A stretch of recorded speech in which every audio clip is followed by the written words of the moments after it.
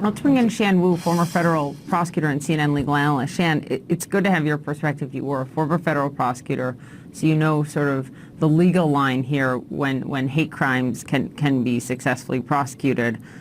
But beyond, wherever this goes criminally with charges, you have said that you think that police, in your mind, listening to what they said so far, are sort of almost afraid to label this racism.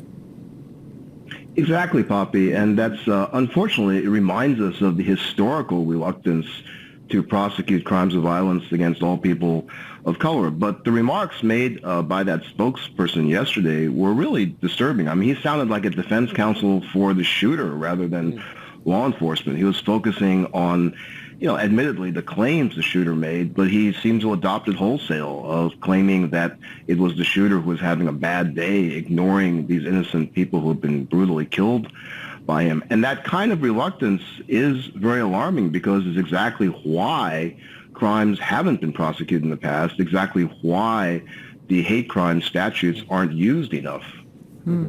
So you say they're not used enough, and I know that shows in the statistics here. Tell us what the legal standards, as the law is written, what standards have to be met to prosecute as a hate crime after an attack such as this one? Sure, Jim. The elements of the Georgia statute are quite similar to the federal one. And really importantly, it says if the crime's motivated on account of gender or race.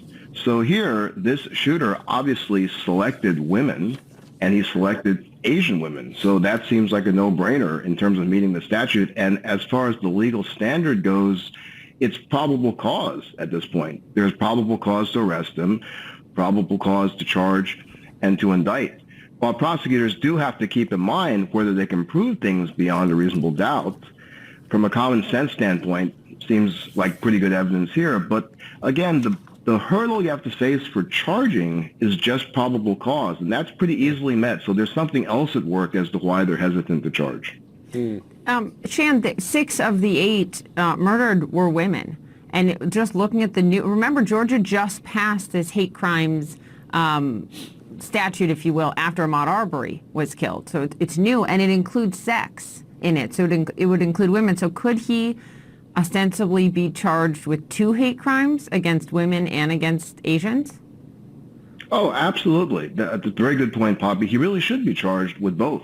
Should be a double sentencing enhancement. Leave it to the judge to decide if he wants to run that concurrently or not. But he should be charged with both, absolutely. It's a tool that has to be used. When you don't use a law that's on the books, it's the same as erasing the law, which is the same problem that people of color have suffered from, is this erasure problem.